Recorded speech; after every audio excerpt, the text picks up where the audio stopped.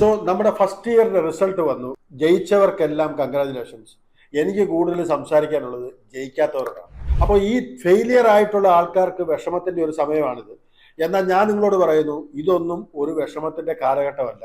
ഈ പറയുന്ന ഒരു സെമ്മില് ഈ പറഞ്ഞ 8 സെമ്മുള്ളതിൽ ബിടെക്കിൽ ആദ്യമായിട്ട് സപ്ലി വീഴുന്ന മനുഷ്യന്മാരെന്ന് പറയുന്നത് ഈ ബിടെക് എഴുതിയിട്ടുള്ള എല്ലാ മനുഷ്യരും ഓൾമോസ്റ്റ് ഒരു 98% ആൾക്കാരും സപ്ലി മേടിച്ചാൽ പോകാറ്. വളരെ റെയർ ആൾക്കാരെ സപ്ലി മേടിക്കാത്തേ അവർക്കൊരു വലിയ മിസ്സാണ് ജീവിതത്തിൽ സംഭവിക്കുന്നത് വിശ്വസിക്കുന്ന ഒരാളാണ് ഞാൻ. കാരണം ബിടെക്കിലെങ്കിലും സപ്ലി മേടിച്ചില്ല പിന്നെ എന്ത് ബിടെക് എന്നുള്ളൊരു ചോദ്യമുണ്ട്. അപ്പോൾ എനിക്ക് നിങ്ങളോട് പറയാനുള്ള ഒരു കാര്യമുണ്ട്, സെമസ്റ്റർ പാസ്സായവർക്ക് എന്തായാലും കൺഗ്രാജുലേഷൻസ്. സെമസ്റ്റർ പാസ്സാകാത്തവരോട് ഒരു കാര്യമുള്ളൂ, വളരെ ആത്മാർത്ഥതയോടെ നിങ്ങൾ വീണ്ടും ഒന്ന് തിരിഞ്ഞ് ചിന്തിക്കാൻ സമയമായി.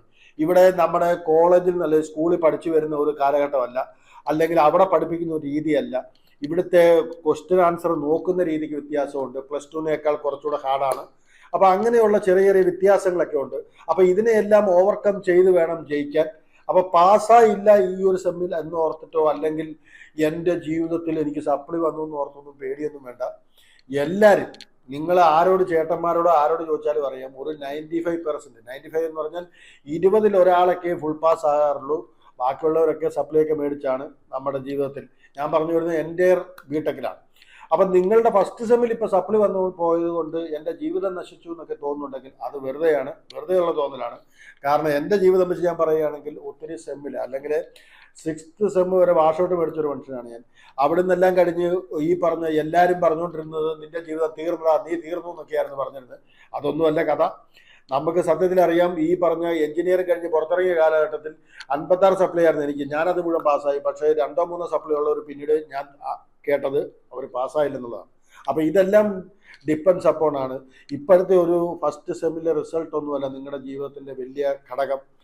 ഈ സെമ്മിന് സപ്ലൈ വീണിട്ടുള്ളവരോട് എനിക്ക് പറയാനുള്ളത്, ഇത് നിങ്ങളുടെ ജീവിതത്തിൻ്റെ ഭാഗമായി കണ്ട് ഞാനൊരു റിയൽ എഞ്ചിനീയറായി മാറാൻ പോകുന്നു എന്നുള്ള സന്തോഷത്തോടെ തന്നെ വേണം. കാരണം റിയൽ എഞ്ചിനീയേഴ്സിന് ഷുഡ് ഹാവ് സം സപ്ലൈ എന്ന് വിശ്വസിക്കുന്ന ഒരു മനുഷ്യനാണ് എൻ്റെ പെർസ്പെക്റ്റീവ്.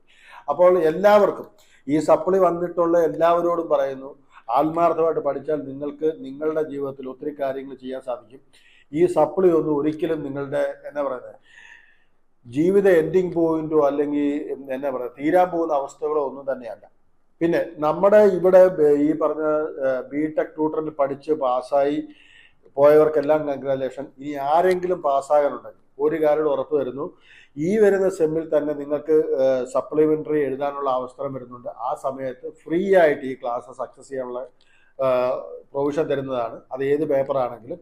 അപ്പോൾ എനിവേ ഒരു കാര്യം പറയാം, ഈ ഒരു സെമ്മിൽ നിങ്ങൾക്ക് സപ്ലി വന്നിട്ടുള്ളവർക്കും സപ്ലി വരാത്തവർക്കും എല്ലാം അറിയേണ്ട ഒരു കാര്യം, ഫസ്റ്റ് സെമ്മേ കഴിഞ്ഞിട്ടുള്ളൂ, ഇനി അങ്ങോട്ട് 7 സെമ്മൂടെ കിടപ്പുണ്ട്. ഇവിടെ മുമ്പന്മാരാണെന്ന് ചിലപ്പോൾ ചിന്തിക്കുന്നവരൊക്കെ അവസാനം എഞ്ചിനീയറിംഗ് കഴിഞ്ഞ് പുറത്തിറങ്ങുമ്പോൾ ബിംബന്മാരാവും. അപ്പോൾ അതുകൊണ്ട് ആരും ഇതിൻ്റെ അകത്ത് ഒരു സന്തോഷിക്കുകയോ ദുഃഖത്തിൻ്റെയോ കാര്യമല്ല ഇവിടെ വേണ്ടത്. ഇവിടെ വേണ്ടത് aware about that you become an engineer. ഒരു എഞ്ചിനീയർ ആകാൻ പോകുന്ന ജേർണിയിലാണുള്ളത്. ഇതൊരു തുടക്കം മാത്രമാണ്. തോൽവി സംഭവിച്ചിട്ടുള്ളവർക്ക് വിഷമത്തിന് സമയം ആയിരിക്കട്ട, ഇത് ശരിക്കും ഒരു അവയർനെസ് അല്ലെങ്കിൽ ഒരു റിയലൈസേഷൻ്റെ സമയമായിരിക്കട്ടെ എന്ന് ആശംസിക്കുന്നു. Anyway have a great time എന്ന് പറഞ്ഞ ഈ ഒരു ബിടെക് അനുഭവം അല്ലെങ്കിൽ ജീവിതം നന്നായിരിക്കട്ടെ. Thank you very much. Bye by.